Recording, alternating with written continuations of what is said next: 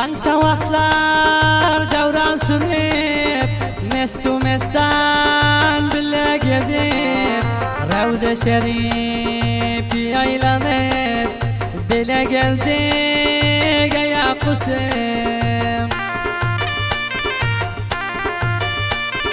Ko'ngillarimiz ho'slartib, qayg'u g'amlar tashlartib, sevgi sözler sözleşerdik, devran sürdük aya qusim.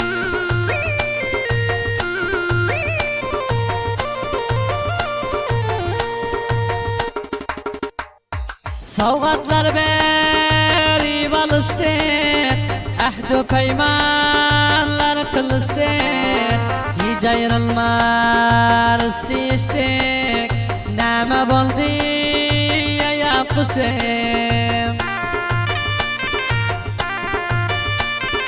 Telefonu verdim ben sana, tenişlikki verdin bana, bol şiiri gönderdim sana, ahir kısad aya qusim.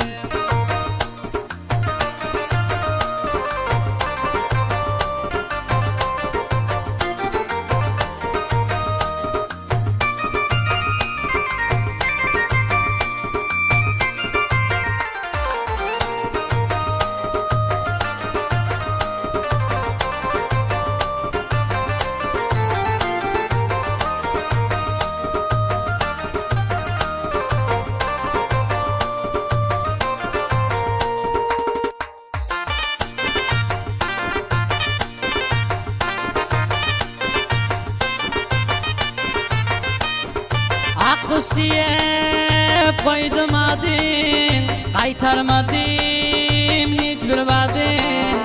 Bugün senin edebiyatın, şiirin bitti aya qusim. Ahir kışıl tohba sana, indi misgal verme bana, zulüm etme aşığına, kan ağlama aya qusim.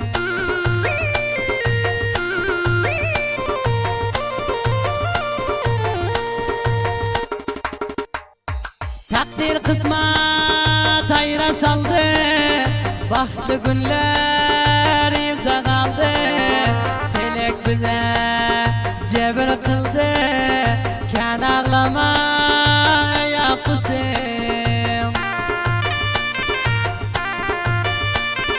Gece göde uyku gelmez, indi duşar mı da bolmaz, yazılan hergiz bozulmaz, kan ağlama aya qusim.